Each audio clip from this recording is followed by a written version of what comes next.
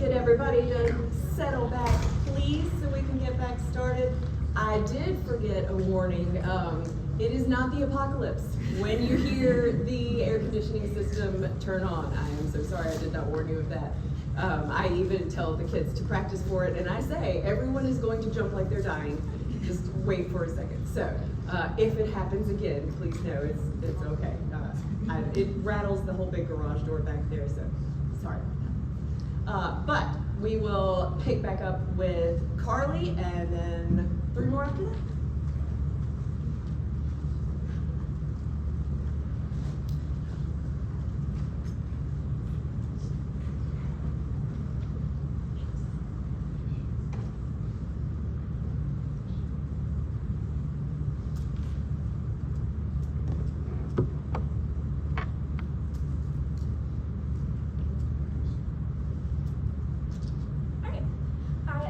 Welcome back. I'm glad to see that you stayed. And my name is Carly Compton, and this is going to be my presentation on comparing empathy to animals versus humans. So for a little bit about me, I plan to attend James Madison University. I currently go to Bassett High School. I plan to major in biology and minor in pre-med. So why did I choose this project? Well, I had an experience when I was coming home from band practice. It was hot, wet, rainy, and dark, and what comes out when it's hot, wet, rainy, and dark? A bunch of frogs. And there were a bunch of frogs all over the road, and I was like, oh my god, I really hope I don't hit one of these frogs. And then I started thinking, would other people feel bad if they hit these frogs? And then I eventually started thinking about the connection between human empathy towards animals and people and how that correlated. As most people, I love animals, even frogs, and I just really wanted to see how much that correlated to other people. And I took psychology last semester, and I found it really interesting, so this would be a cool way to expand on that even more. So the main basis for my entire study is empathy, and empathy is super complex. According to Reese, empathy is specialized in specific cortexes and subcortexes in the brain. These allow empathy to relate to emotion, specifically when if somebody in front of you is hurt, the same parts of their brain that light up in response to that pain that they are experiencing light up in the viewer's brain so that they can properly identify and react to that person and help them in any way that they can. And there are many influences on empathy levels, specifically in Dowdy B and Morton. They spoke on how certain mental disorders such as autism or sociopathy can actually decrease empathy and cause people to be less empathetic to others. So next is how human-animal relationships work. Animal species perception is a major thing that impacts human-animal relationships. By how people perceive animals, specifically by their species, determines how they are treated. In Burke et al., they discussed how court cases involving animal abuse were reacted to differently depending on what species the animal was. In cases where the animal was a farm animal, like a chicken or a cow or a horse, the case of abuse was seen as less important and less cared about, less severe, as if the case was of a cat or a dog. And attitudes and relationships can also majorly impact that relationship that a human has with an animal. Specifically, something that I found super interesting was in Stone, where they discussed that being speciesist or feeling that you as a human are above another species of animal, it can cause you to treat those other animals poorly and thinking that you're better than them. Also, in addition to that, very interestingly, being Republican actually correlates to having lower empathy for animals and even becoming possibly more likely to be abusive towards them. Now on to animal abuse, which is really, really, really, really, really negative. In a study by Dowdy B and Morton, it was shown that when they surveyed a group of men who either experienced, as in participated in or witnessed animal abuse, their levels of empathy were incredibly low. They also tended to have mental disorders like sociopathy and like antisocial personality disorder that caused them to treat the animals that way or in response to what they were seeing.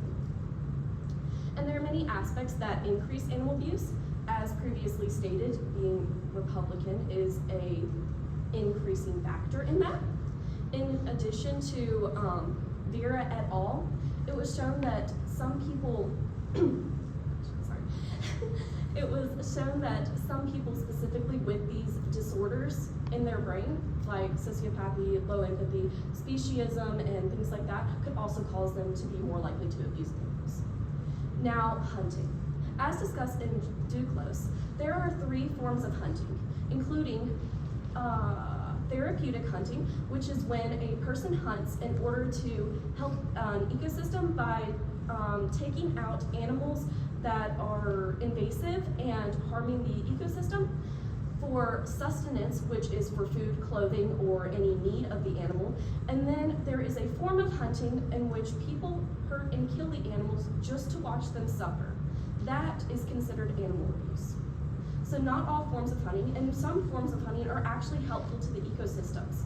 But it must be recognized that this form of hunting in which people kill and harm animals for the pleasure of seeing them in pain or dying is not okay.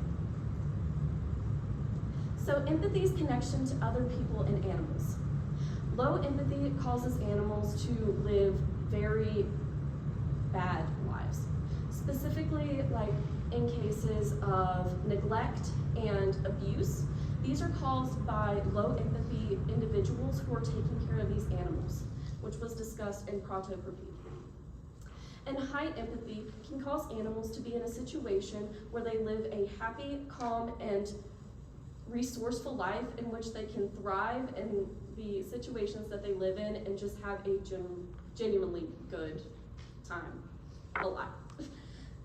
Okay, which all leads me to my research question: what is the connection between empathy towards other people versus animals? Okay, so to start my study, I wanted to research empathy levels, specifically those of people towards other humans and empathy levels towards other animals. This was an observational study because I was unable to apply a control method or have a treatment. And I predicted that there would be a positive correlation, or that when the empathy towards other people was high, the empathy towards animals would also be high.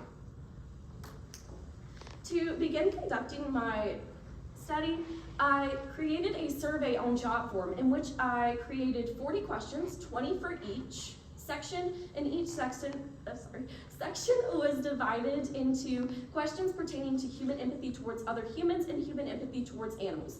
Examples of these questions were, I care about other people's feelings, which would translate to I care about other animals' feelings. So each question had an opposite version for the different sections. I printed all these out on paper, used pencils so that my participants wouldn't feel confined with a pen and not being able to change their answers.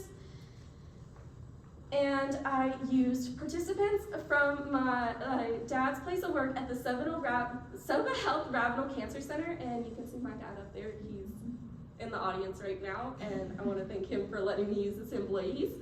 I randomly chose them to avoid bias and asked them to not write any identifying information on their survey other than their gender and their age. For actually completing my study, I created the test specifically on job form, printed it out, gave it out to my participants, and then took them home, graded, and compiled them into a Google Doc.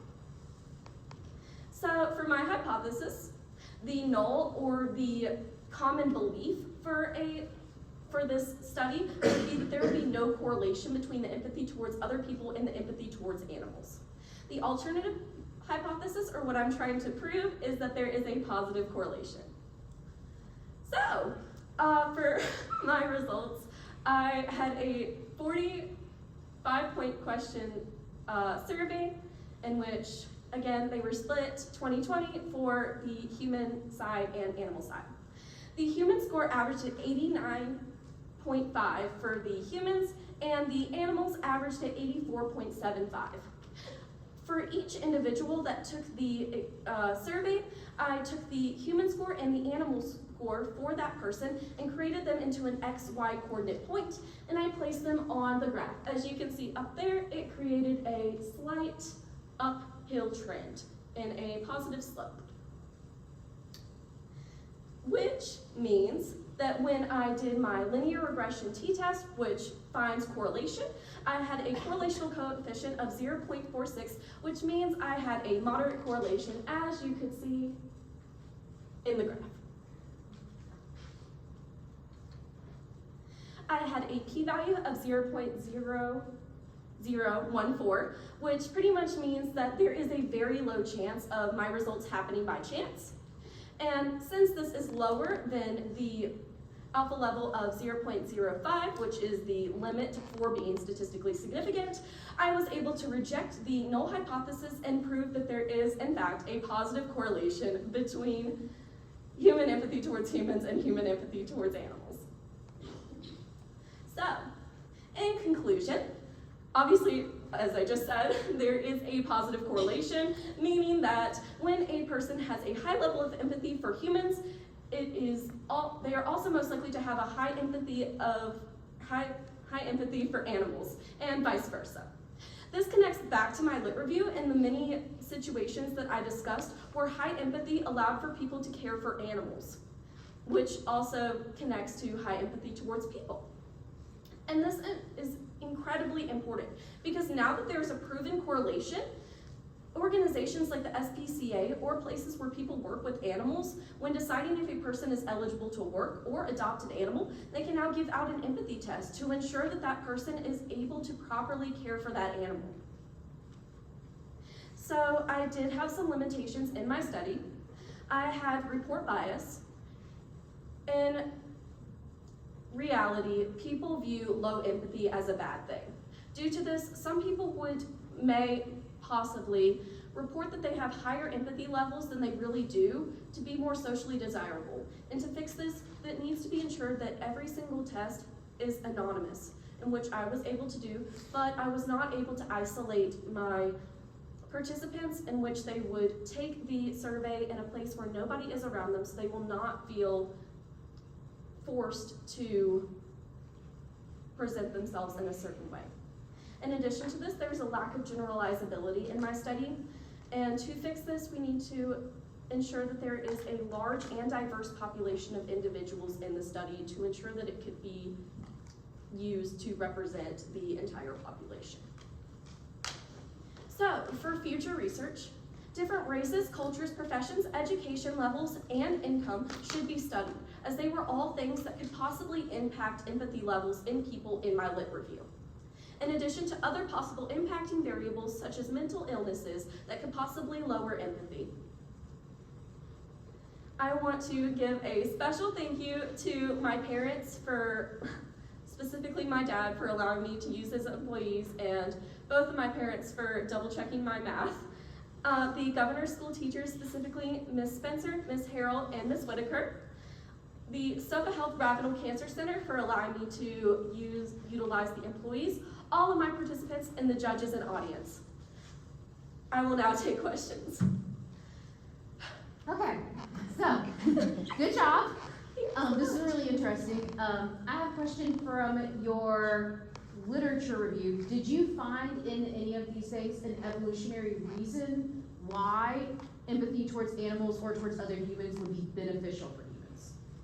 Well, I never specifically read anything like that in my lit review, but it can be assumed that since humans have begun to use animals as companions, they can find a sense of security and friendship within those animals, and it can cause people to be happier and more comfortable in different situations. Good answer, thank you. Thank you.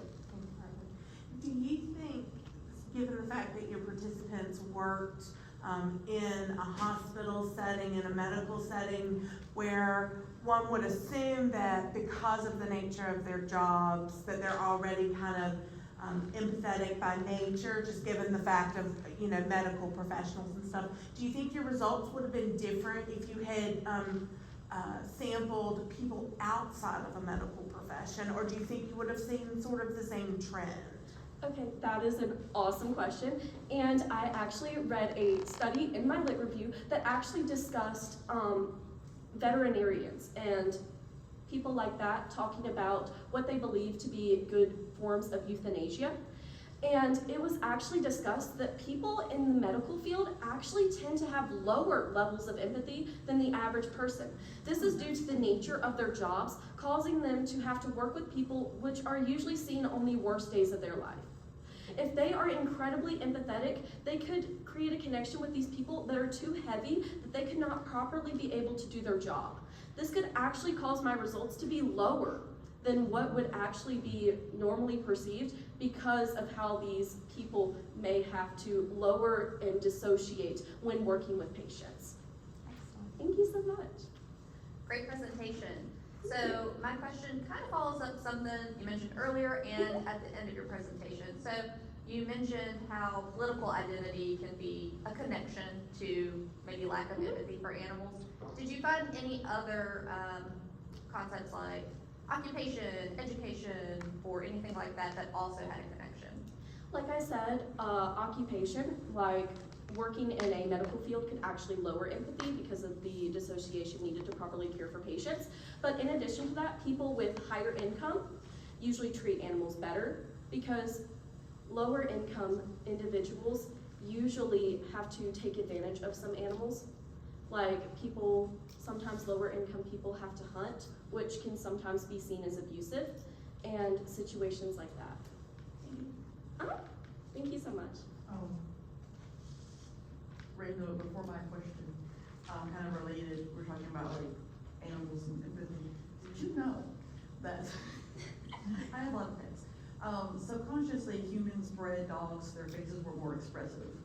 That's so cool. Anyway, you didn't know I was gonna tell you. You mentioned about how people felt differently depending on the kind of animal, because like animal abuse and stuff. On your form you had them do you think it would have made a difference to like specify like pets? Or do you think it doesn't matter, just like all animals, how you feel about them?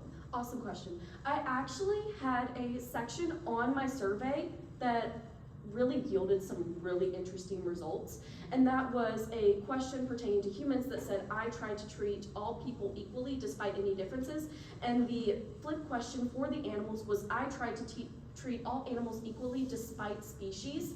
And many people I found answered very lowly on that, down in the 2s or 1s area, mostly because I feel that each person has a specific animal that they don't like, but it was really shocking to see the proportion of people who would genuinely go out of their way to treat that animal differently than another animal just because of their species.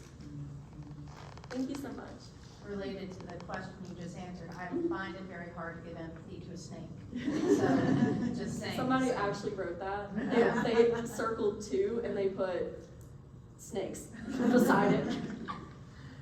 All right, in all of your research, all of your studies that you did, were you able to find any correlation between gender and empathy towards animals and humans? Okay.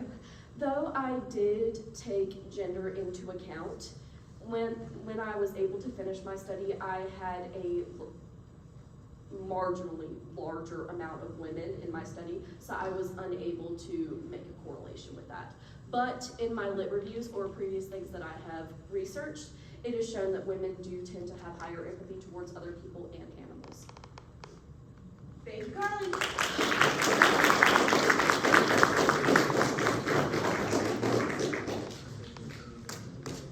Next up, we have Jessica.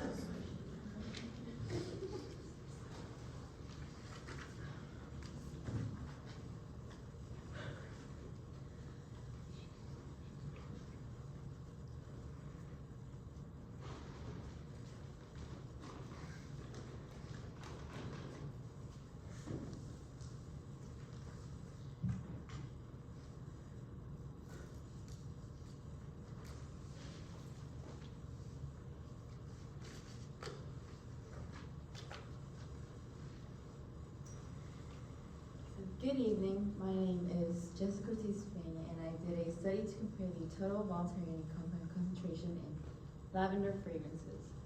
So a little bit about me, I go to Magna Vista High School, and I plan to attend Virginia Tech for 4 years and major in biology, and eventually specialize in endocrinology. So why this project? I consider myself a fragrance enthusiast who enjoys to smell the different aromas that perfumes emit, and they can be considered as invisible love because you can't see them, but you can feel it, and they can allure and repel people. So the widespread use of the lavender flower is another reason why I specifically used it to test in fragrances, since it has a memorable scent and it can be used to garnish dishes. Any health concerns that perfumes can cause to disrupt bodily functions, and they can also disrupt hormones is another reason why I chose to test fragrances specifically. So what are volatile organic compounds? They are solids or liquids with a carbonous base that evaporate and become a gas at about room temperature, or 20 degrees Celsius and 68 degrees Fahrenheit. And they have different identification techniques.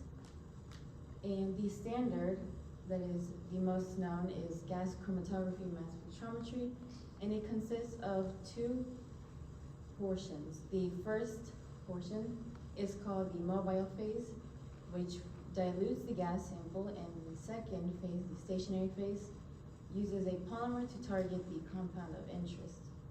And another form of identification can come from an e-nose system or an electronic nose system. And in a study done by Chen et al., they paired it together with a camera system to test the maturity stages of volatile organic compounds emitted from bananas, whether they were underripe, just right, or overripe. And they found that using both of the systems together, they had a 100% success rate in differentiating whether they were underripe or overripe. And another more commonly used identification tool are air monitors, which are readily available to the public. And there are different classifications for the carbonous-based gases, since VOCs is a broad term. There exist semi-volatile organic compounds, just your average volatile organic compounds, and very volatile organic compounds. The more volatile a compound or a gas is, the more facilitated of a dispersal it has. So because of the simple spread of VOCs, there exist many different sources. Indoors, in a study done by Green et al., they tested different microenvironments, including inside of homes, inside of cars, outside and inside of other buildings, such as workplace environments, and they found that the concentration levels of VOCs was the highest inside of homes. And with outdoor environments, the emissions of VOCs can come from vehicles or biological activities such as flowers, which they use the VOCs to repel predators and to communicate with other plants, and workplace environments, which can be known as an inconspicuous source or unknown, because they can come from the livestock industry, from their manure and feed, or from beauty salons, from the hairsprays and the nail polishes that they use. So because there are also many sources for these VOCs, they can also cause certain health complications. With early age exposure, a study conducted by Bobrovska-Krzyzewska et al., they tested if there was a correlation between preschool children and an asthma diagnosis depending on the environment, and they found that the children living in red zones or areas of high pollution had a higher probability of being diagnosed with asthma compared to children who were living in green zones or areas with low levels of pollution. So other long-term conditions that could come from the exposures to VOCs could be contact dermatitis, which is also known as eczema, and it would be caused by the use of a product over a frequent amount of time, allergies, and cancer, since some VOCs are known carcinogens. So, some fragrances are known to produce these VOCs. There are secondary emissions that are in the atmosphere of secondary pollutants, which come from, well, they can vary from 20 to 80% of the atmospheric concentration. And one well-known secondary pollutant is formaldehyde. So administrative services have regulations for the listed ingredients that are in fragrant products. And in a study done by Steiner et al., they tested 25 different fragrant products to see whether there were ingredients that were listed or not. And they found that in many of them, there were toxic or hazardous ingredients in them. And one that was quite common was alpha-pinene, which is found in 20 out of the 25 fragrant products. And by the Federal Insecticide, Fungicide, and Rodenticide Act, it is a registered pesticide. So the different amounts of VOCs that exist can be compared to the variety of uses that lavender has. Lavender can be known to be used in culinary arts or pharmaceutical uses and therapeutic purposes. And with therapeutic purposes, it has been known to treat some psychological disorders such as stress, anxiety, and depression. So in a study done by Kian et al., they tested on postpartum women and the use of lavender aromatherapy to decrease those psychological disorders of stress, anxiety, and depression. And they had a control group which had no aromatherapy and a study group that used aromatherapy by inhaling the lavender essential oil. And they found that the study group that inhaled the lavender essential oil decreased the amount of time that it took for those psychological disorders to lessen. So unlike VOCs, which can be known to be hazardous, lavender is usually used for their rejuvenative purposes, which leads me to my research question of which lavender fragrance emits the most total voltaireanic compounds. So for my method, based on my previous research and my lit review, I hypothesized that there would be a difference between the concentration levels in two different types of lavender fragrances, a body mist and an essential oil, depending on the 3 time increments that I tested them on. My study was observational because I did not have a treatment or a control group, and my independent variables were the 2 different types of lavender fragrances, and the time increments that I chose were also another independent variable. And my dependent variable was the concentration level. So for my samples, I used a lavender body mist and a lavender essential oil. They were both derived online, and what difference between them was their composition. I also used 2 fish tanks, 2 air monitors, 2 charging cables, 1 charging cube, a net to cover the top of the fish tanks, a cardboard box. I used 2 different types of adhesive tapes, and I used my school-issued iPad to use as a timer, and my laptop that was loaned by the college to write down my results. And I also used home supplies, such as my water and paper towels. So my procedure, I had to construct the fish tanks in a manner that I could lift the lid and place inside the air monitors, and 2 different types of lids that came from a testing tube, which would be the placeholders where I would spray my fragrances 5 times inside each. And I made sure to charge both of the air monitors 1 day prior, so I would not have any interferences.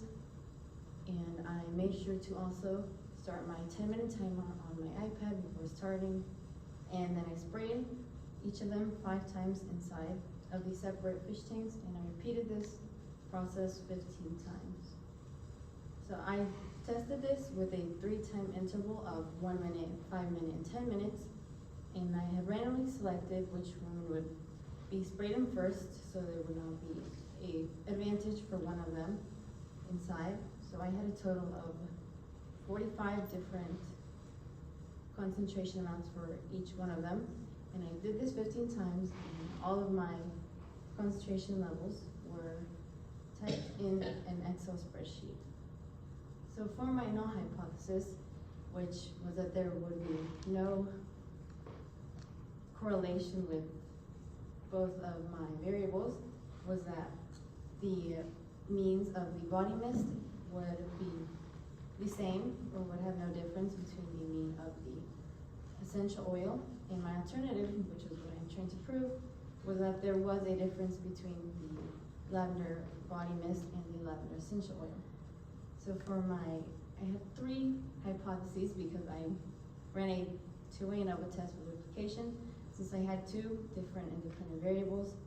So for my null hypothesis of my time increments, I hypothesized that there would be no difference between the 1 minute, 5 minute, and 10-minute intervals.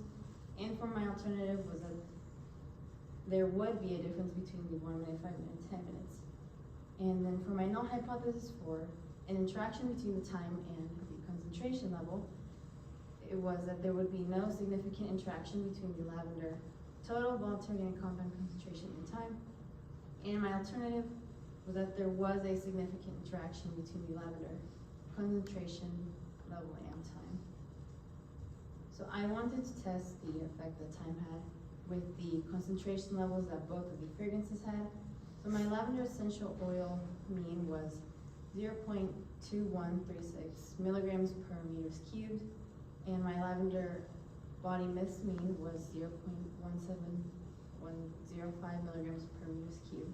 And there was 2 instances where the body mist had a spike in the concentration levels, meanwhile the lavender essential oil for the most part remained stagnant. So for my results, the lavender p-value or probability value was 2.58 times 10 to the negative 2, which was less than my significance level of 0.05. My hypothesis for time had a p-value, or probability value, of 8.12628 times 10 to the negative 1, which was greater than my significance level of 0.05. And my interaction hypothesis had a probability value of 7.35672 times 10 to the negative 1, which was also greater than my significance level, which meant that for the lavender body mist and essential oil, I rejected the null hypothesis, which meant that there was a difference between the lavender body mist and the lavender essential oil. And for the time, I failed to reject the null hypothesis, which meant that there was no difference between the 3 different time increments of 1 minute, 5 minutes, 10 minutes. And I also failed to reject my interaction hypothesis, which meant that there was no significant interaction between the total volatile organic compound concentration and time. So the purpose of the study was to see the concentration levels of 2 different lavender fragrances at 3 different time intervals. So the emission of these fragrances could vary between the composition that they have, and there are people who may not want to expose themselves to the VOCs, especially with fragrances, in case that there could be surplus and they could cause health complications to them, such as allergies. And people can use different forms of reduction management tools, such as the air monitors that they can install to make sure that they are aware of what they are exposing themselves to. So some limitations that I had was bias, since usually synthetic products have more chemicals inside of them than naturally derived products, such as the essential oil. There could have also been human error, since there were times where I would spray the fragrances inside of the fish tanks, but they would not come out as a full spray, so I had to spray it once more. And there was an instance in the 8th trial where I had to leave my house for a few hours, which I had to stop my experiment and I had to continue after. So also the variety of fragrances I used was small, and my sample size was also small since I only recorded each of them 15 times. So also testing different types of fragrances depending on the level of essential oil that they have, could also result in more information and could have a greater confusion.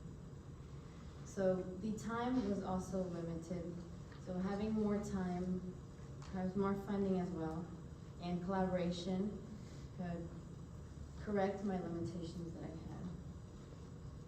So there was no exact research to mine, since most of the tests that people had done and experiments tested fragrant products in general, not specifically fragrances. So they included shampoos and laundry detergents, and better equipment to specifically name these constituents that were inside of the fragrances could also help to see which ones were hazardous or not. And there are regulations for these fragrant products, but they are not fully enforced, since they could not, there are some that may not be listed because of being known as trademark secrets, where they do not want to reveal their formulas. So full transparency for the public would be ideal.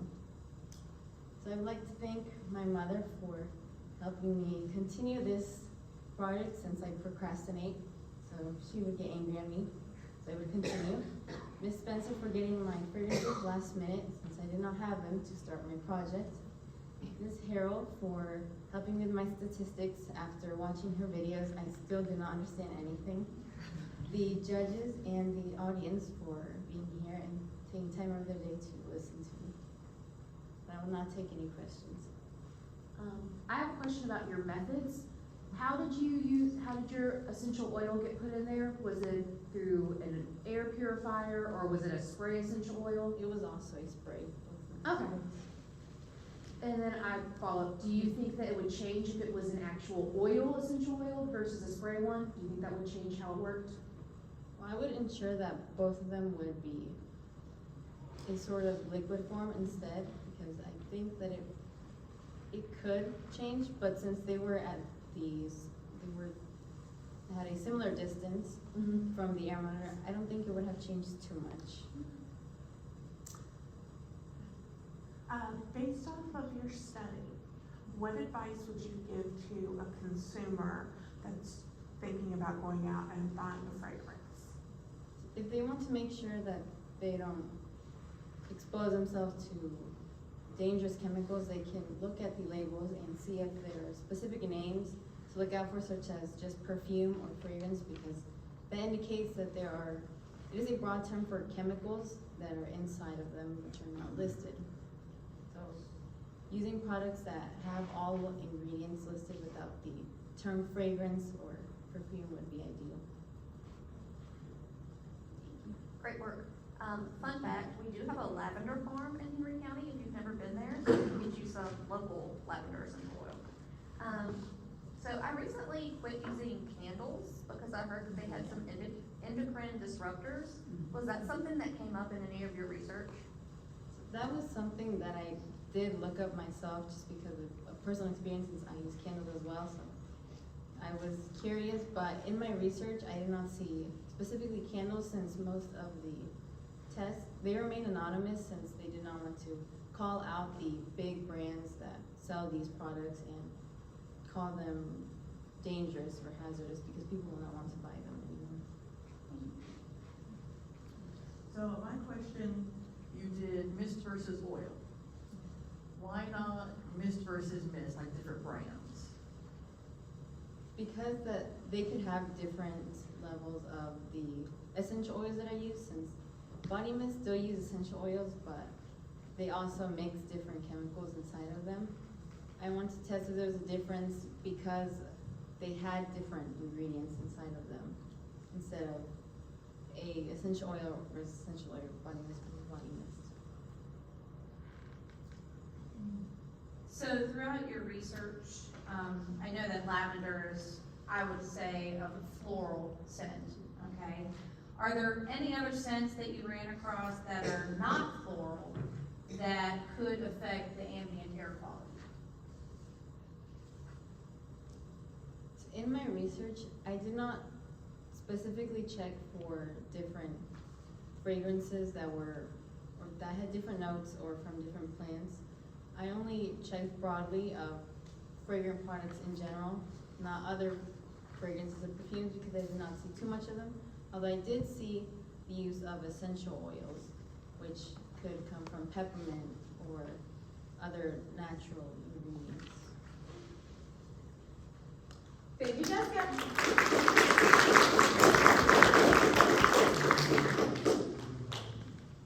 Next up, we have Bailey.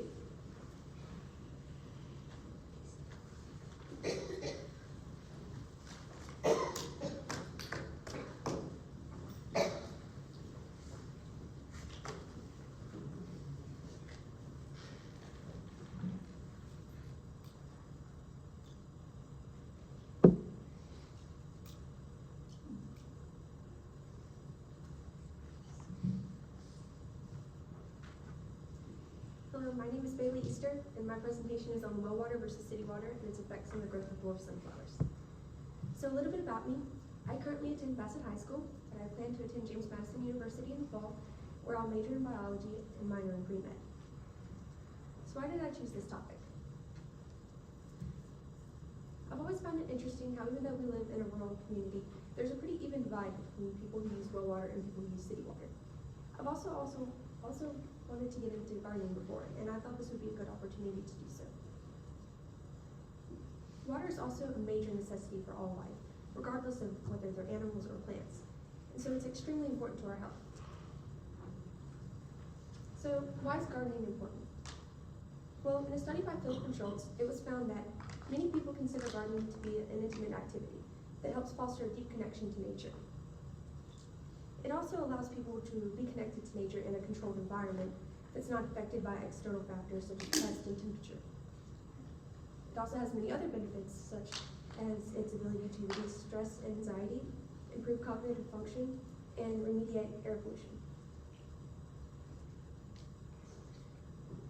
Although there are many tangible benefits to gardening, there are also many issues that can make it difficult to take advantage of, such as drought. In times of drought, people can't really be concerned about the quality of their water. It's actually been found that during drought, the quality of water decreases because there are more concentrated materials within it. It also decreases agricultural production and biodiversity. When there's a lack of water, people aren't concerned about the plants, they're concerned about the people. And so production decreases and biodiversity decreases because only certain plants can withstand the harsh conditions of limited amount of water. Urbanization is another issue. Urban environments have very air environments that influence the ecological patterns and seasonal cycles of plants. A proposed solution for this is urban green spaces. But in a study by Yunus et al., it was found that many government officials are concerned about this issue, and so many of them are not maintained very well. So what determines water quality, and how can we fix that? Well, tap water is sourced from many locations, including rivers, lakes, ponds, and even reservoirs. But before it comes through your tap, it has to go through treatment and filtration. Some of these methods include chlorination, fluoridation, sedimentation, and even boiling in some cases. But in a study by Kalik et al., it was found that even after undergoing treatment, many of them still contain traces of ammonia, nitrates, and chlorides. Contaminants that can affect water include biological contaminants such as viruses and bacteria, chemical contaminants such as pesticides, and even inorganic contaminants such as minerals and salts. There are other characteristics of water that can affect the quality as well, including the pH, hardness, and mineral composition. So let's take a closer look at municipal versus well water. Municipal water, also known as city water, has many benefits, namely it's the most clean and potable source. However, it is expensive and not as widely available. On the other hand, well water is inexpensive and it's usually always available in any location, and it has fair quality. However, since it's not regulated and maintained, it can be easily susceptible to contaminants. So why did I choose sunflowers specifically? Sunflowers are an important crop. They have edible value, medicinal value, economic, and even ornamental.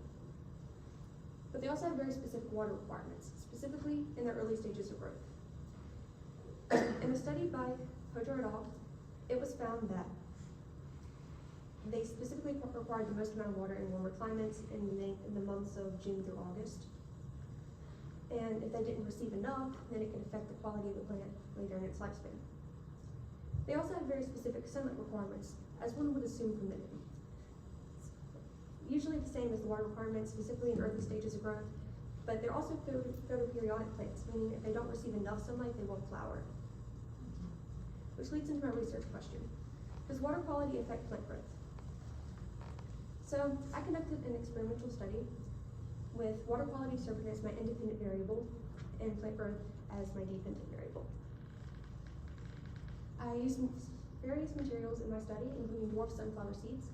I chose sunflowers because I'd never really done gardening before, and I read that they were very hardy plants that could withstand a lot. I chose the dwarf variety because I had a limited amount of space, and they only grow to about 1 foot tall. I also required many other gardening supplies, including pots, pot labels, Miracle Grow soil, grow lights, and even a shelf to store my plants. The majority of my materials were supplied by the Governor School Program, but I had to supply a few of them on my own, including 2 water jugs and a third set of grow lights. So how did I prepare for this? Well, first I had to set up my shelf, which I thought would be easy, but it took about 4 hours. Then I had to pot each of my plants individually and assign them. So I assigned all the plants 1 through 60 and used a random number generator on Google to pick 30 numbers that were placed into the well water group and the others were placed into the city water group. So before I could collect my data, I had to collect my water. I traveled to a local gas station to collect my city water and used a sink at my house to collect my well water.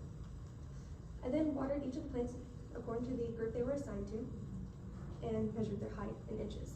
I did this every week for 10 weeks and placed it into an Excel spreadsheet. So what was my null hypothesis? Well, it was that the average height of plants grown with well water would be equal to the average height of plants grown with city water. While my alternate hypothesis was that there would be a difference between the 2 groups. So I had a t interval of negative 0.51 and 2.7, meaning there is a slight difference between the 2 groups, and it's likely that I will fail to reject my null hypothesis. So my city waters group average height came out to be 2.72 inches, while its standard deviation came out to be 1.68 inches. My well water average came out to be 1.89 inches and a standard deviation of 1.07 inches. I used a clustered column chart to depict my data over the span of 10 weeks. The dark blue represents the well water, while the light blue represents the city water. So I conducted a 2 simple t-test for my study and got a t-value of 1.32, which is a positive correlation, and meaning there is a difference between the 2 groups, but since it's a weak positive, it means there's not a big difference. My p-value came out to be 0.206, which was greater than my confidence interval of 0.05, meaning I did fail to reject the null hypothesis as I predicted. So quick recap, my purpose was to discover whether there was a difference between the average height of plants grown with well water versus city water. I theorized that there would be a difference between the 2 groups, and my conclusion was that there was not, because I failed to reject my null hypothesis and my data was insignificant. So one of my big limitations was my small sample size. I had a sample size of 60 plants, 30 in each group. So if I were to reconduct this in the future, I would want a much larger sample size for more accurate results. Another limitation I had was human error. There were a few times when I wasn't available to take care of my plants, and so my grandpa had to take over for me, and even though I gave him thorough instructions, there's no guarantee that he followed them completely. And so, if I were to reconduct the study, I would make sure the caretakers were kept constant throughout the entirety of it. For future research, I would like to study different types of plants, such as vegetables, fruits, grains, and even other types of flowers, to see how they're affected. I would also like to test different regions, since the water of different regions contains different contaminants and different mineral contents. For example, in our area, our water contains very high levels of iron. So I'd like to take a minute to thank everyone involved. Thank you, Ms. Spencer, for helping me through this presentation. Thank you, Mrs. East, for ordering and supplying my materials. Thank you, Mrs. Whitaker, for helping me complete the statistical portion of my presentation. The judges and audience for being here tonight. my grandparents for allowing me to use their house to conduct my study and assist in either audit, and my peers for helping answer all of my excessive questions. I will now take questions. Did you test your water at any, like, to see if it had any contaminants or anything in it? I did not test my water. Okay. Do you think that if you maybe had it from like possibly different city sources, it might have changed, or if you tested it, you could see what was in it? I do think it would be different levels of contaminants and mineral contents depending on where you got the water, because the soil is different in every area, so I do believe that. Thank you. When you were doing your primary research, did you come across any studies that looked at plants that were less hardy than sunflowers, and the water sources with those, in terms of how that might have changed the study? If you're doing something like, say, lettuce, which can be very, temperamental and maybe not as hardy as sunflowers. Did you come across any of that in your studies? I did see one study on African violet flowers, and they didn't seem as hardy as sunflowers. It seemed like they were affected a lot worse.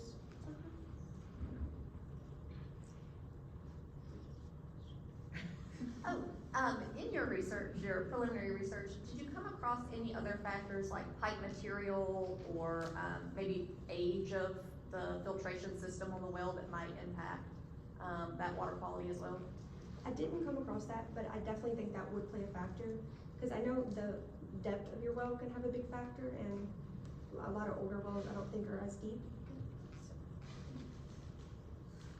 So both of your water sources have been filtered, but filtered city water, filtered road water. Do you think just straight up rainwater would have made a difference? I do think rainwater would probably be the best source, but since rainwater is unpredictable, it's not a good source when you're gardening. Like, specifically if you're in like a greenhouse, because that wouldn't work. So if I interpreted your data correctly on your graph, city water yielded more plant growth, correct? Yes. So were there any specific chemicals, because we know that city water is treated with chemicals to make it safe for us to drink. Were there any specific chemicals that you think led to more growth?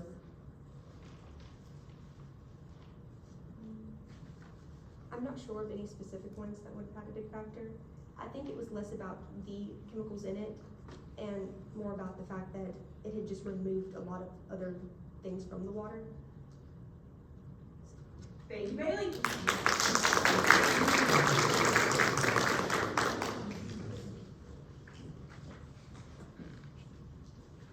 Last up, we have Wesley.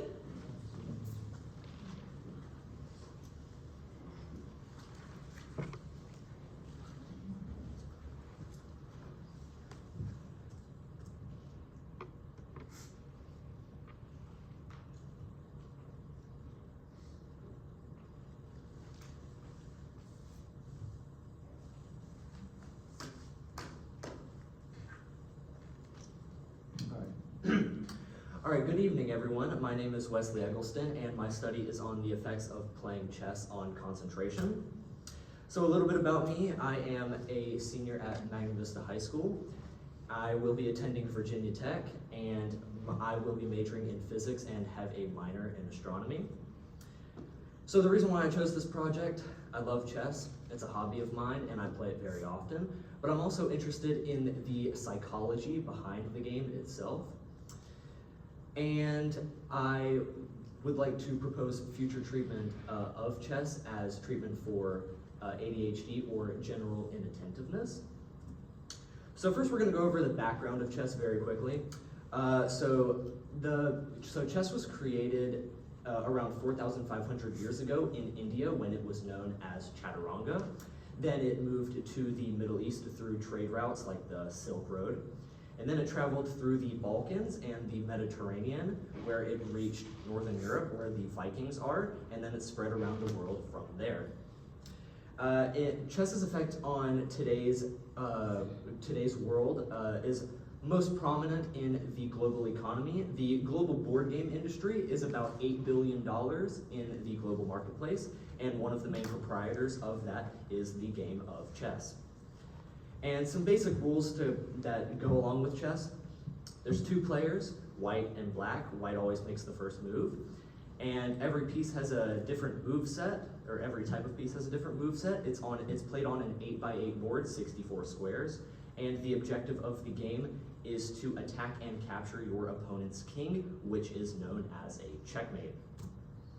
So some mediating variables that go into my study. First, we have gender. A study by Blanc took participants from Dallas, Texas, and they wanted to see if gender had a significant role in how chess players play chess. And they found that men are generally more interested and perform better in chess than women. So gender is an important factor to take into account.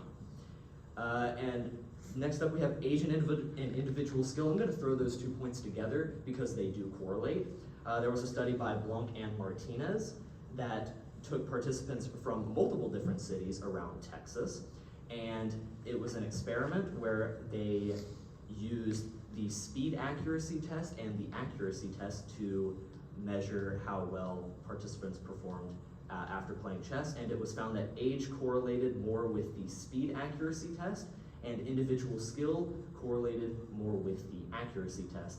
However, when age and individual skill were tested, or to test whether they correlate with one another, it actually came out to a negative correlation. However, the conclusion of the study was that both age and individual skill depend on the type of task or test being performed. So some neuroscience that goes into the game of chess. First, we have brain coordination. There was a study by Premi et al.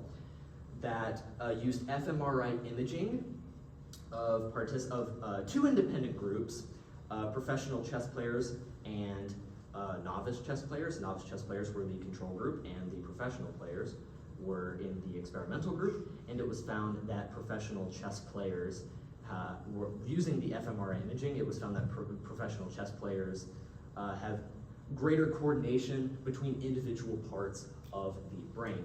Reinforcing this was another study where, in addition to using fMRI imaging, they also tested the blood flow and the tissue mass and oxygen concentration within the brain.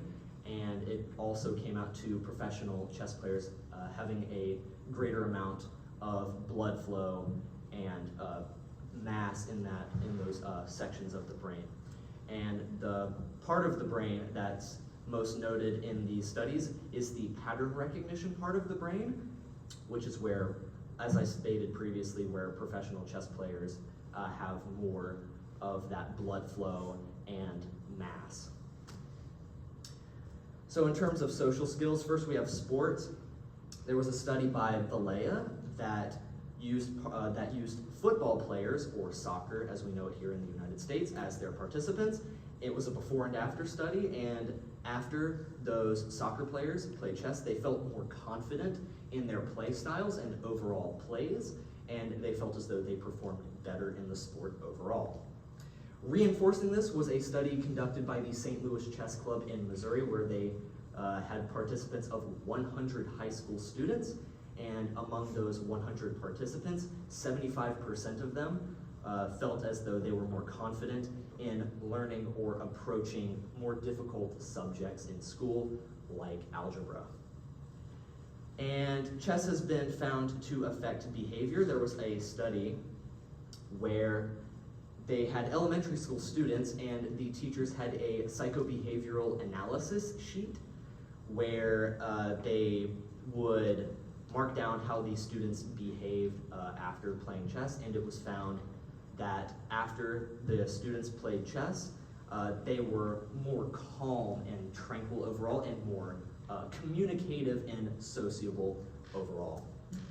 And lastly, for social skills, we have its effects with ADHD. Now, there is a study by Zhu and Zhang where they didn't use the game chess specifically, but they used a game similar to chess, which is the East Asian board game known as Go. It's a similar game with similar play styles and similar rules, and it was a study with elementary school students with ADHD as the participants, and after they played chess, there was a reported 41% increase in the overall attentiveness scores, and the overall and memory as well. Their memory was found to be statistically significant, or like an increase in their memory as well. And lastly, for my literature review, we have its effects on cognition and education. In terms of school performance, there were multiple studies here on screen where there were elementary school kids, once again, primarily as participants, where one group played chess underwent chess training for about a week, or for an hour in a week, and the control group did not undergo chess training. And it was found that the experimental group that did undergo chess training for an hour per week, they were found to have better math and English scores, specifically in areas involving mathematical reasoning and text comprehension. And in terms of analytical thinking, there was a study in Romania, again with elementary school aged children, where they used two types of tests that measured logical thinking and spatial orientation. And again, the experimental group that underwent chess training were found to have improved logical thinking and spatial orientation. And as I stated previously, it also affects memory. Some previous studies on screen there also tested for memory, and the memory of those elementary school students were also found to increase with chess treatment. And last but not least, of course, we have attention, the center focus of this presentation, where, again, the aforementioned studies also conducted tests with attention and/or concentration overall. And the results of the elementary school kids' attention, the experimental group, were also found to be statistically significant, and their results improved in the attention type and memory questions. So this leads me to my research question. Does playing chess improve overall concentration? So as for my method, I hypothesized that the concentration of my participants would increase after they underwent chess treatment. And I performed an experiment, specifically a quasi-experimental design, which is a before and after study with no control group. And my dependent variables were the concentration test results before and after playing chess, and the independent variable was the chess treatment itself. So my participants were collected from Martinsville Health and Rehab Center, where my mother works. And I performed a systematic sample of every fourth employee there. They were selected by that systematic sample. And I gave them consent forms where I debriefed them the background and generally the context of the experiment overall, and I laid out the entire procedure for them and so on and so forth.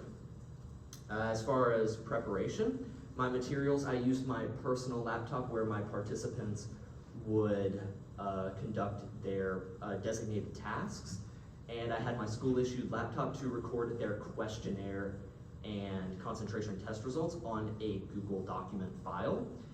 And I had, of course, I had my consent forms, I had pens, a mouse, and a mouse pad for easy accessibility on the laptop. And I was arranged in the conference room of the building where I sat across from my participants, as you can see in the images there, where they sat at the laptop and I sat in front of the iPad. So as far as the procedure went, first I gave my participants a questionnaire where I asked them about their age, gender, whether or not they have played chess before, and their professions. However, the question regarding professions was later expunged due to all of my participants working in the same line of work. Then they took a concentration test result before they underwent the chess treatment, and then they played chess for 10 minutes after they took the concentration test result beforehand. They played against a beginner level chess computer for 10 minutes. And I was the one who timed them for 10 minutes. And after they played chess, they took a post-concentration test afterward. So after everything was said and done, this all equated to 15 samples. So for my hypotheses, my null hypothesis, which is the population, in regards to the population, it was that the mean difference of the concentration test results would be less than or equal to 0. And my alternative hypothesis, which is what I'm trying to prove, was that the mean difference of the concentration test results would increase after they played chess, or it would be greater than 0. And the subscript of D next to the mu symbol is the concentration test results after minus before. So as far as my descriptive statistics went, for their concentration test results before they played chess, the mean was 31 and it had a standard deviation of 14.18. The standard deviation is how far the data points spread out between each other. And after the in the post-concentration test, the mean was 35.33 with a standard deviation of 15.98. And in terms of the difference, the mean difference was 4.33 with a standard deviation of 17.16. As you can see in the graph in the middle there, it is a bar graph of the concentration percentile scores before and after playing chess, the blue being the concentration test results before, and the red being the concentration test results after. As you can see, there's not really too much of a difference, but there are a couple of noticeable outliers for the concentration test results afterward. And the histogram on the right there is of the percentile, of the concentration, or the differences of the concentration percentile scores, ranging from -19 to +39. And given that the mean difference is 4.33, the mean difference would be somewhere in that yellow section there. So, with my descriptive statistics in mind, you would believe that I found a statistically significant increase with the concentration test results after my participants played chess. However, when we get to significance testing, it tells a different story. So, I performed a paired t-test, and I calculated a t-value of about 0.978, which is how far my sample mean was away from the population mean. In this case, the population mean was 0. So my sample mean was 0.978 standard deviations away from the population mean, from 0. And I calculated a p-value of about 0.1724, which is the chance that I found that my participants' concentration test results increased was due to random chance alone. So in other words, there was a 17.24% chance that my participants' concentration test results increased after playing chess. And this was greater than my level of significance of 0.05, which would be indicative of the fact that I failed to reject the null hypothesis. Reinforcing this failure to reject the null hypothesis was my 95% confidence interval for means, which was from -5 to 13, and given that 0 was in that interval, that reinforces the idea that I failed to reject the null hypothesis. So, to reiterate, the purpose of my study was to examine the psychology behind the game of chess and to hopefully consider chess as future treatment for inattentiveness, or ADHD specifically. And I hypothesized that my participants' concentration test results would increase after playing chess. However, this prediction failed as I failed to reject the null hypothesis. So when I compare my study to the studies from my literature review, they don't really match. Most of the studies, in fact all of the studies from my literature review, had statistically significant results when observing 2 independent groups or 2 dependent groups with a chess treatment. And this can be due to the varying methods within each study. So as I mentioned, some studies had 2 independent groups, others had 2 dependent groups. Some had, they had varying sample sizes and different considerations with mediating variables. and of course, they collected them from different populations as well. And in terms of the practical application of chess in the real world, hopefully my study brings about the consideration or disregard of chess as treatment for inattentiveness or ADHD. So some limitations that go into my study. I had a small sample size. I only had a sample size of 15. However, when I checked the probability plot for the normality condition, all of my data points were linear, satisfying the central limit theorem of the normality condition. However, a greater sample size is necessary for satisfying the normality condition automatically without having to rely on the probability plot. And there may have been potential researcher participant bias. As I mentioned previously, my mother works at Martinsville Health and Rehab Center. So already in that scenario, I already had a social connection with my participants, which may have skewed the results of my experiment in a more favorable direction. And I had no control group, so having no control group could mean that the results of your study could be due to other confounding or moderating variables instead of the actual treatment you employ. And future research should focus on, like I said earlier, obtaining a larger sample size to satisfy the normality condition.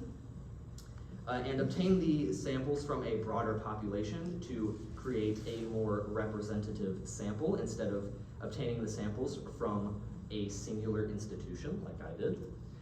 And I would say there should be a control group, or more broadly to independent groups, to make sure that the results of future experiments are due to the actual treatments themselves and not other confounding or moderating variables. And lastly, there should be more sophisticated testing instead of just the basic matching letters and colors as my concentration test did in my experiment.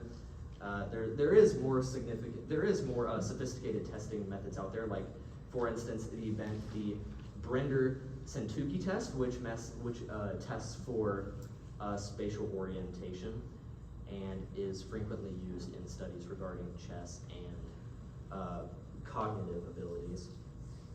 So I would like to say thank you to Ms. Spencer for helping me with my research design and presentation formatting overall. I would like to thank Ms. Harrell for teaching me 2 semesters of statistics and really drilling those statistics into my brain. And I would like to thank you, the judges and audience, for being here today and hearing what I have to say. And last but not least, I would like to thank my mother for giving me permission to collect my samples from her workplace and giving me moral support throughout. I will now be accepting questions. In your questionnaire, when you were asking the people like their age and stuff, did you happen to see if any of them had ADHD for your study? I did not. Do you think that would change if one of your sample groups had it, to see if that would work?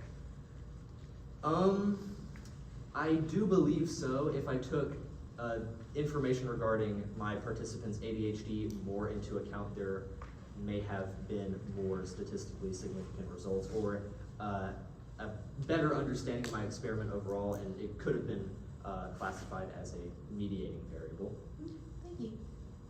Do you think you would have seen a difference in your research results if your participants had played a physical game of chess versus the online or the computer version? Or do you think you would have seen similar results, since the strategy for both would, I'm assuming, as someone who does not play chess, that the strategy would be the same no matter what version? I do believe there would be a difference. So there's a psychological factor that goes into it. So when you're playing against a computer instead of against another human in person, you feel less, I suppose, less stressed and less pressured to it. But then again, when you play against another person, you feel you have a greater social bond and overall connection with that other person. So that could lead to more statistically significant results if they did play against another person. So a lot of your background and research studies showcase the use of chess in a classroom or with students. Do you have any suggestions for teachers wanting to integrate chess into their classrooms? Yes, they could integrate chess into class activities involving students communicating or interacting with one another. I would say this would be best in an elementary school setting where elementary school kids can really connect to each other more and bring out that those communicative skills and overall sociability. Yes. My question is, you said you had them do like a beginner level chess. Did everyone going in already know how to play chess? No. So that was one of my questions on the questionnaire, whether they have played chess before or not, the chess experience question. And a majority of my participants answered that they did not play chess prior to my experience, or my experiment rather. So yes, in terms of my participants' chess experience, that would have a difference in the results if they knew how to play or not. After you gathered all of your information, results, your personal opinion, do you recommend that everyone learn how to play chess to help concentrate better? I believe there are alternatives to playing just chess solely. Like earlier in my presentation, I mentioned the East Asian board game Go, which is very similar in formatting and rules to chess. So I wouldn't say that people should learn how to play chess specifically or strictly to mitigate their focus or inattentiveness, because there are other games similar to it that would be good alternatives as well, and just about have the same psychological and social effects. Thank you, Wesley.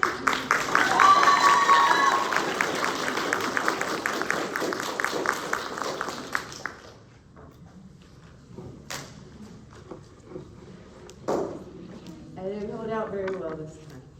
So, thank you all for coming tonight. Judges, if you would please just stack your score sheets together, and I will come get them in just a second. Students, if you will please, oh, I'm not looking at you. If you guys would please stay. Love you guys. Whatever. Thank you all for coming. Thank you for supporting them. Please continue to support them, and don't laugh. Bye. Have a good night.